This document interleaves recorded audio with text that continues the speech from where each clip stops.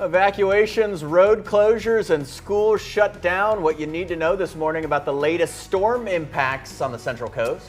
And it's still not over. Another atmospheric river moving into California this morning. Today's forecast and a look at how long this rain is supposed to last. And our top story, thousands evacuated here on the Central Coast. The latest on evacuation orders and how those who have been forced from their homes are coping. Coverage you can count on. This is KSBW Action News 8.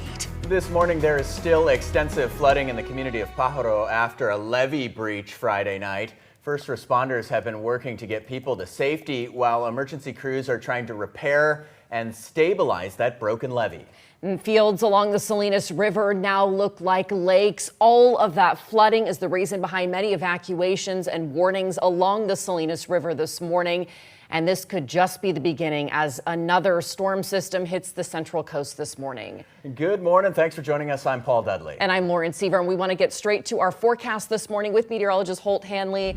Holt, can't believe another atmospheric river is here. Yeah, and it looks like it'll be moving in and peaking in intensity over the next few hours. Right now, it's mostly light to moderate rain along the Central Coast, starting to see the winds come up. But it looks like it's really going to start to come down around 7, 8 o'clock this morning. So unfortunately, most likely right when you're commuting to work. So looking at our radar, can see a couple of patches of the heavy rainfall have come through, but right now it's still mostly the green color over us, which represents moderate.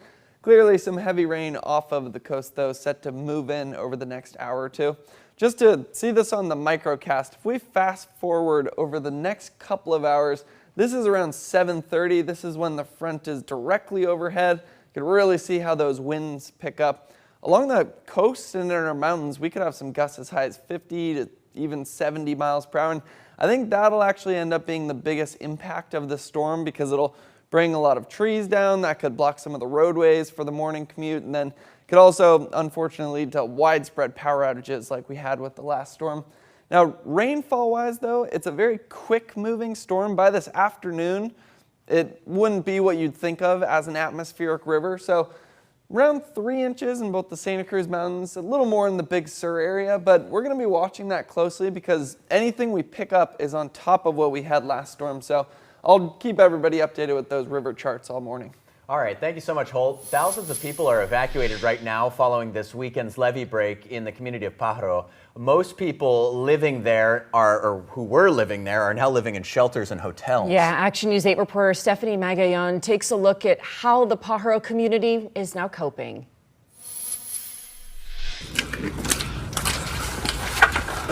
A last-minute escape as another storm slashes a community already taken over by floodwaters. The water's coming, like they say, so we're not going to take a chance. This family says they first evacuated Saturday as the waters rose in the town of Pajaro after a levee breach, forcing the evacuation of thousands over the weekend.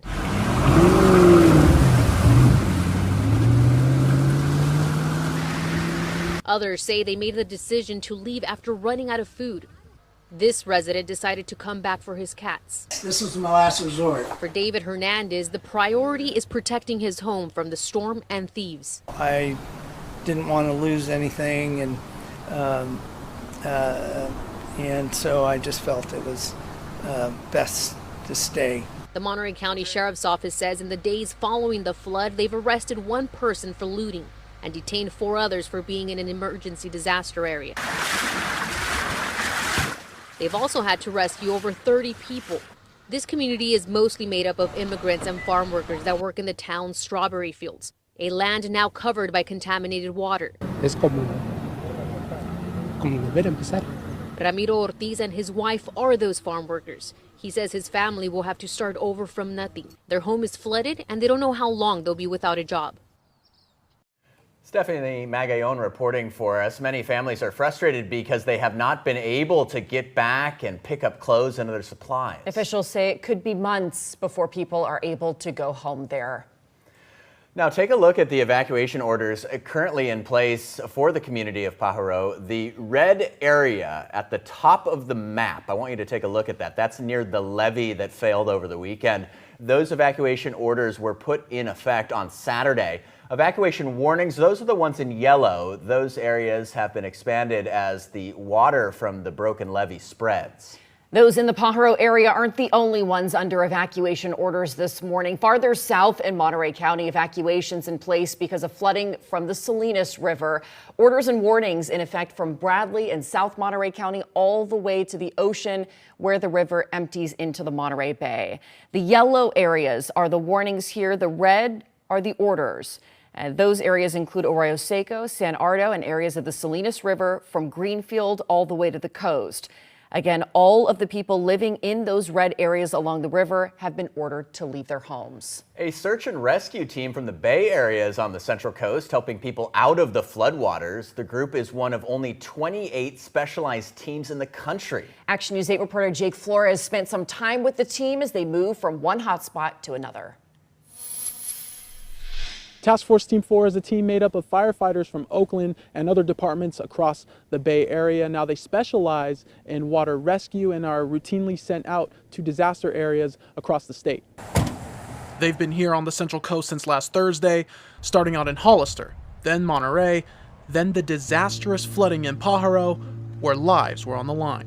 The levee in Pajaro was compromised, and so we were deployed to Pajaro along, again, with several other resources, and we're operational there for several hours. And the team ended up evacuating, assisting, and rescuing approximately 35 folks. The operation, it took a few hours, but we cleared, checked the areas, and just confirmed that the addresses that we were getting, and there was no people in there. And even as we cleared some of those areas, we were still getting people continually coming out. Today, the team shifted their focus to the rising levels at the Salinas River.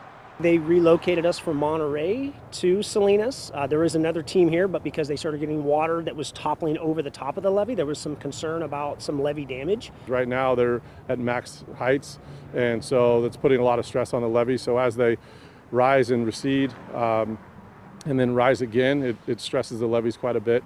So we're hoping that we don't get any additional breaks like in the Pajaro area. With the imminent threat of the Salinas River diminished, at least for now, the next point of attack is Carmel River out in Carmel Valley, where they saw significant flooding back in January. Now, with the Central Coast about to be hit with another atmospheric river, Task Force Team 4 knows that their work here is not done. In Salinas, Jake Flores, KSBW Action News 8 Sunrise. The flooding, road closures, and dangerous weather conditions have a lot of schools closing their doors today. We've got a list of evacuation orders we want to show you here. We want to list those. All schools in the following districts have been closed today, and that includes Pajaro Valley Unified, Santa Rita Union, Greenfield Union, Spreckles Union, and the Salinas Union High School District and Elementary District. Also on the list of school closures this morning, San Lucas School, Soledad Unified, South Monterey County Joint Union, Big Sur Charter, and the San Benito High School District, including Hollister High and San Andreas Continuation. And the list goes on. Chular Union will be shut down this morning, as well as Gonzales Unified, North Monterey County Unified, Carmel Unified, and Monterey Bay Charter. Monterey County is also reporting Oasis Charter, San Ardo Union, and Mission Union also have canceled classes this morning. If you need to see the full list of school closures, we've got that posted at our website. That, of course, KSBW.com. Quite a few major roads on the Central Coast are closed due to flooding. Probably the most significant road closure here is near Watsonville, where Highway 1 is shut down at Highway 129. And Highway 152 closed at Casserly Road. Davis Road also closed because of flooding from the Salinas River. And River Road closed from Highway 68 to Soledad.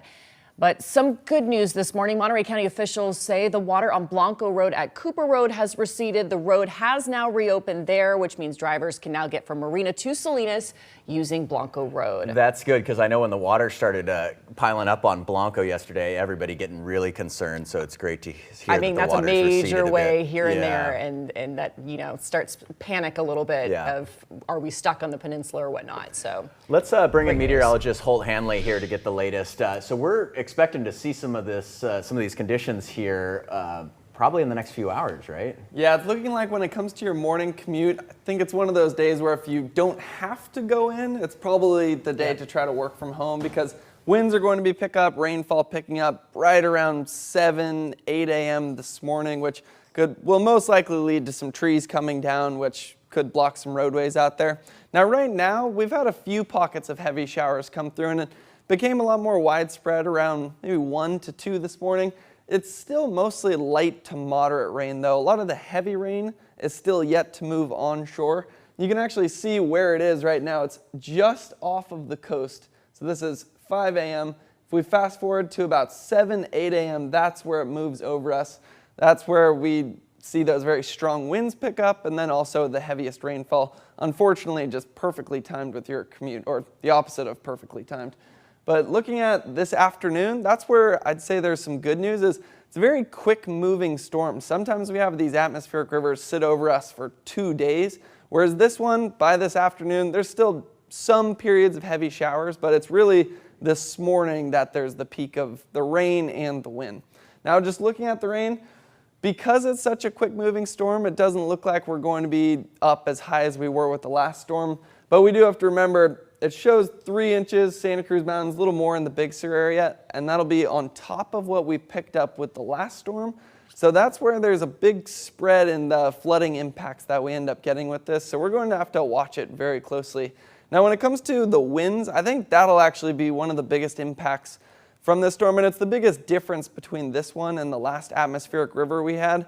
Some gusts as high as 55, and along the coast and in some of the mountains, we could have some gusts as high as even 70 miles per hour. And that's mostly this morning at the peak of the storm. Then it tapers off into this afternoon. Now, we've been watching the river charts a lot, and the San Lorenzo one has been jumping around every time I check it. So this one, I think, is one of the charts we're just going to have to continue to watch all day as the actual river levels end up spiking up and we see how high we end up getting. Right now, it's forecasted to go into the moderate flood stage, and then the Salinas River is on its way down. But then remember, that one always takes a couple of days for all that water to filter into it, so we're going to keep an eye on that one all week. Now, just looking at today's forecast, heavy rain, gusty winds, peaks over the next couple of hours, and then it tapers off into this afternoon. And then by tomorrow, we're actually back to some sunshine, and it looks like a pretty nice dry stretch after that. So hopefully we can just get through today, right? Yes. Yeah, even just get through the next few hours, although flooding problems can accumulate throughout the day.